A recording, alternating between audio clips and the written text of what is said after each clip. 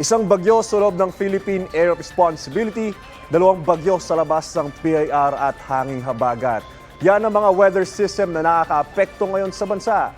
Tungkol sa mga yan, makakapanayam natin si Benson Estrella, weather specialist mula sa Pag-asa. Magandang umaga po. Good morning din, Sir Anjo. Mr. Benson, inulan po tayo ng husto kahapon. Ganyang panahon din ba ang dapat paghandaan natin hanggang sa darating na weekend?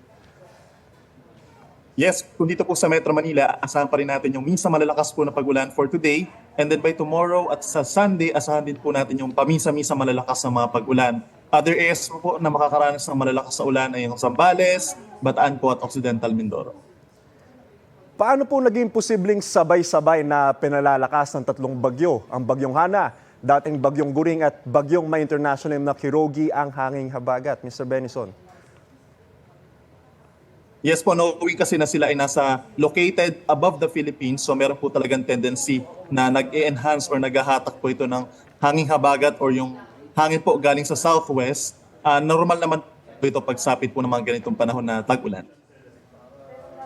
Bakit po wala tayong nakataas na wind signal kahit na malalakas ang nanaranasan nating pag-ulan? According po dun sa latest track ng Pag-asa, mababa yung chance na ito ay lumapit sa ating kalupaan. Sa ngayon nakikita natin na pinakamalapit is around 500 kilometers from Batanes. Ang distance nito pagsapit po bukas, and then maaaring maglandfall po kasi ito dito sa may northern tip of Taiwan. So malayo siya dito sa ating kalupaan. Yung bagyong Hana po, may chance na po bang mag-landfall yan? Tsaka kailan po ba inaasahan na lalabas ng PAR, ang bagyong Hana? According po dun sa ating latest track and even yung ating cone of uncertainty, mababa pa rin po ang chance na ito ay tumama sa ating kalupaan. But then, nandyan pa rin po yung paghila nito ng habagat. So makakaranas pa rin po tayo ng mga pag-ulan hanggang sa susunod na linggo, middle of next week po, dahil dun sa weather disturbance na si Hana at yung iba pang mga bagyo po sa paligid ng bansa. Mr. Benson, posible pa bang pumasok sa Philippine Air Responsibility itong bagyong Kirogi?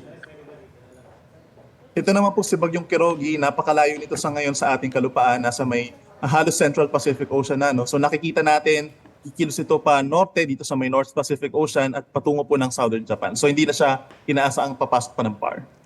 Maraming salamat, Benson Estrella, weather specialist mula sa Pag-asa.